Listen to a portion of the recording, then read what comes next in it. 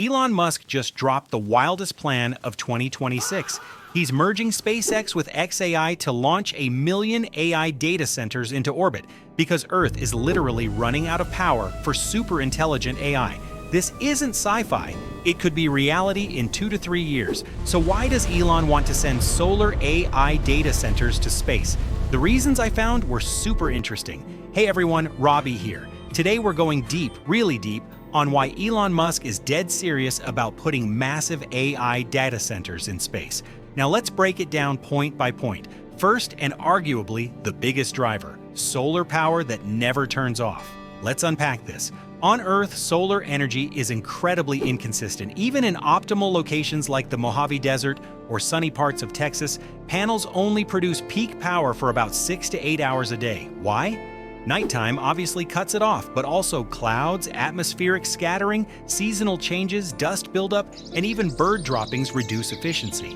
Musk has tweeted about this repeatedly, saying things like, "It's always sunny in space." In a recent interview, he elaborated that we could harness just a tiny fraction of the sun's total output, something like 0.0000001%, to power computations at scales that dwarf anything on Earth. He's referencing the Kardashev scale here, where a Type 2 civilization captures a significant portion of its star's energy.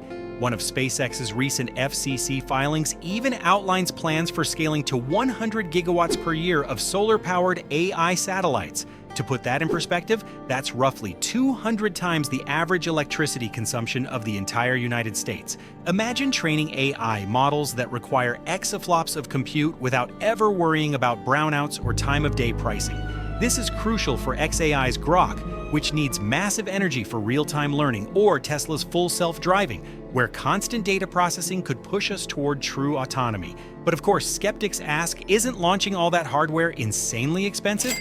That leads us right into Elon's clever workaround: build and launch from the moon. Earth's gravity makes escaping our planet a fuel-guzzling nightmare. Rockets like Starship still burn tons of propellant just to reach orbit. The moon, however, has only about 1/6 Earth's gravity, so you need way less energy to launch from there. Musk's vision, which he's shared in podcasts and X posts, involves setting up automated factories on the lunar surface, using resources like regolith for construction, produce the data center satellites right there, then use a mass driver, think of it as a giant electromagnetic railgun or slingshot, to accelerate them to escape velocity and fling them into Earth orbit or even interplanetary trajectories. No need for chemical rockets in that final step, which cuts costs dramatically. He's projected this could scale to over 100 terawatts per year of AI compute power once lunar manufacturing ramps up. Sure, this is longer term, maybe 10 to 15 years out for full maturity, but the building blocks are falling into place now. Starship's recent test flights have demonstrated cargo capabilities, and NASA's Artemis program is paving the way for lunar landings. Early prototypes could start with Earth-launched components assembled on the moon. Challenges: radiation hardening for electronics and dust management on the lunar surface, but Musk's teams at SpaceX are already tackling similar issues with Starlink satellites. Next up, a hugely underrated advantage: natural cooling in space's vacuum. Data centers generate insane heat. Modern GPUs like NVIDIA's H100s can run at 300 to 400 watts each, and a single rack might house dozens, turning into a mini furnace.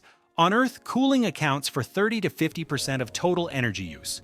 We're talking massive air conditioning systems, liquid immersion cooling, and evaporative towers that guzzle millions of gallons of water annually. For example, Google's data centers alone use about 15 billion liters of water a year just for cooling. In space, the ambient temperature in the shade is around -270 degrees Celsius, -454 degrees Fahrenheit. Heat simply radiates away into the void via blackbody radiation. No need for fans, pumps, or water. Musk has called this a no-brainer efficiency hack. Let's talk about the elephant in the room. Earth's power infrastructure is crumbling under AI's demands. Training a single large language model like GPT-4 reportedly uses as much electricity as 1,000 US households for a year. Multiply that by the explosion in AI, xAI, OpenAI, Google, Meta, and grids are hitting limits.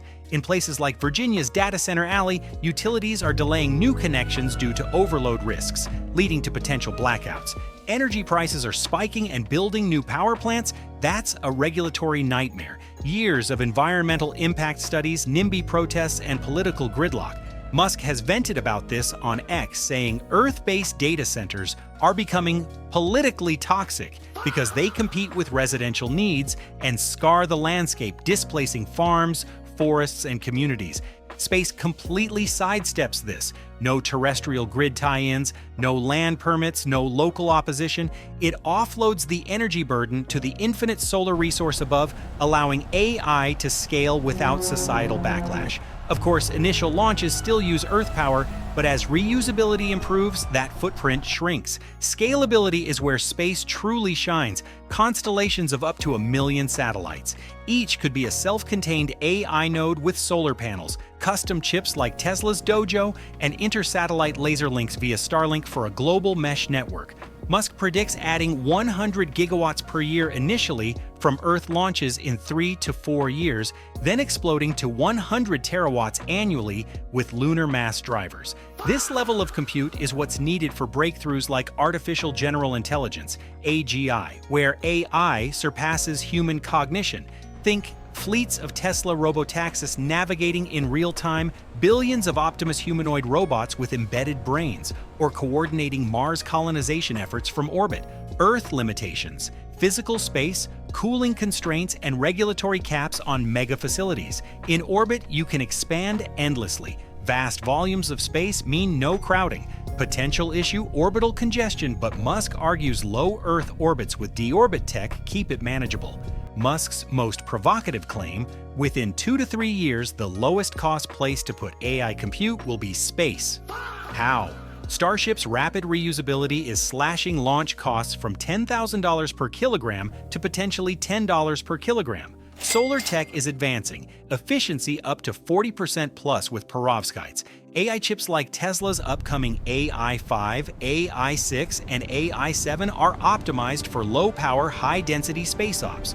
Once costs invert, ground centers become relics, expensive due to land, power negotiations, and maintenance. Experts like those at ARK invest back this timeline somewhat, though some say 5 to 7 years is more realistic given regulatory hurdles for massive constellations. Musk counters 30 to 36 months driven by necessity. Resilience is critical. Space setups are tough against Earth threats. No earthquakes toppling buildings, no floods shorting circuits, no hurricanes ripping roofs off, no geopolitical wars or sabotage halting ops. Regulations can't suddenly shut you down mid-training. For space junk, low orbits allow natural deorbiting via atmospheric drag. Satellites burn up harmlessly after 5 to 10 years. Musk notes, stay low early and drag handles the cleanup. Higher orbits, space's immensity makes collisions improbable. Kessler syndrome is overhyped for sparse deployments. Radiation, hardened chips from Mars Tech protect. Finally, the glue. Synergy from the SpaceX XAI merger, valued at $1.25 trillion. Starlink's laser network provides ultra-low latency comms between sats. Starship handles bulk launches. XAI's Grok runs the AI models. Tesla's Dojo supplies the hardware. This isn't siloed. It's Musk's innovation flywheel for on and off Earth progress. Preps for moon bases with AI oversight. Mars cities powered by orbital compute. Even multi-planetary species survival. Critics say it's monopolistic, but Musk argues it accelerates humanity's future. So is this genius, overkill, or inevitable? Musk insists space-based AI is obviously the only way to scale sustainably. With Starship iterating fast and FCC filings for huge constellations underway, early prototypes like small AI tests say it could launch by 2027. What do you think? Will space redefine AI? Very few people at this point would doubt this guy on anything. He kind of has mandates and he delivers one way or the other. It's just when. One of the challenges that he's addressing, which is actually becoming critical, is we have no power on the grid, no more power in the US grid at all. Chinese are kicking our butts. They put on 500 gigawatts of power last year in China, mostly with coal-burning plants. They don't have the vision of space. But that means they're going to beat us in AI data centers on the ground. And so there's a lot of concern about that. We're trying to get nuclear going. That's 15 years away. This data center thing is a big problem to stay competitive, but I love the vision of this. The thing about Elon is He's the modern Bruce Wayne. There's no question about it. I've backed him from financial purposes and investing in his deals forever. There's a lot of skepticism about him. You'd never get the timing right, but the guy executes, and that's remarkable.